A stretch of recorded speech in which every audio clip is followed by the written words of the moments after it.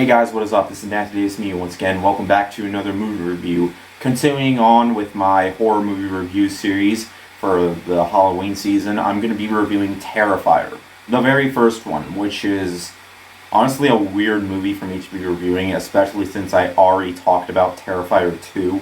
And I never actually watched this movie before until just recently. But I enjoyed Terrifier 2 so much that I bought it on 4K. I feel like this is one of the best slasher films to come out in recent memory. It's definitely one of the most memorable horror films to come out in 2022. It even made my list of best horror movies to come out in 2022.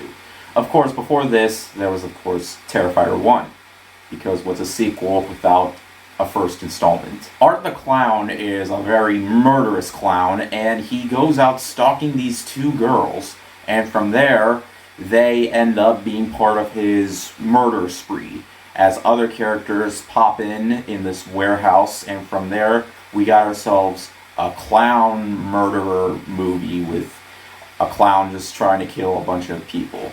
As I don't really feel like there is a whole lot to the story per se.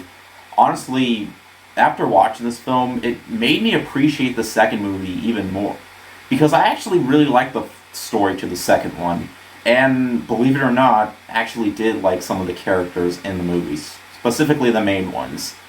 As for right here, there really wasn't a single character that I rooted for, because, come on, you came here to see a killer clown murder people, because, hey, all of us, we now know who Art the Clown is. A lot of us, we didn't know a whole lot about Art the Clown when this movie came out in 2016, but because of Terrifier 2, I feel like with the second movie, that movie managed to make us discover more of Art the Clown. As I didn't even know this movie existed until the second movie came out. But really though, I can't necessarily say that this film, while the second movie is definitely better, I still didn't think this film was too bad. It's a good start for a new franchise. I mean, they already announced that they're going to do a third movie, which I am kind of curious about.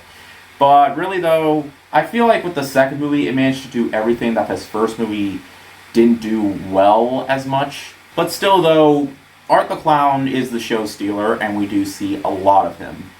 Hell, we see him in the beginning of the movie, and he manages to be just a part of the movie as the film goes on. As it's pretty well paced, though I do think that the second act does manage to, go down a little bit, but then immediately picks back up. And unlike the second movie, it's very short. It's less than an hour and a half long compared to the second movie, which was over 2 hours long. But still, even the second movie, I honestly kind of felt like the pacing was a bit quicker, because that movie, to me, didn't really feel like it dragged on way too long. This movie definitely didn't drag on too long either, as of course, with the amount of characters that are in this movie, I mean, there aren't a whole lot. And when we do see screen time with the characters, we just see them just walking around, but we all know that the characters that are in this movie are eventually going to die, though. In terms of Art the Clown himself, he is very entertaining, though I feel like he has a lot more to do with the second film than he does here, because his main goal is just killing all these people. Though I was kind of confused at first, like, why exactly he just wanted to stalk these two girls that show up and are pretty much the main characters of the movie. And he pretty much goes on. I mean, he could have easily murdered them. Like, he goes into this, pizza shop with them, and it makes you think that he's gonna, immediately murder them, but he doesn't. He just waits later on. But I don't know. But I did find it kind of weird how he was just making a bunch of faces and just trying to play it all cool, yeah, hey, I'm cool. You see me over here, just like he does a bunch of really weird smiles, and yeah. But really though, I guess my biggest problem with this whole thing is that I don't really feel like it has much of a story to tell. Like characters just show up and they just walk around, and we pretty much just know exactly what's going to happen in terms of their fate. I don't necessarily think that the movie is good in terms of a character perspective, but there are slasher films out there that actually do have characters that you actually do want to survive. Right here, it didn't matter who got killed off. All that you really cared about was Art the Clown just going out and murdering people. And that's pretty much what he does. And the movie does tend to get very gruesome. If you thought the second movie was gruesome, then wow. This movie might have the most gruesome death out of the whole franchise. I'm not going to spoil it for you, but yeah, I squirmed a bit. I squirmed watching the second movie too.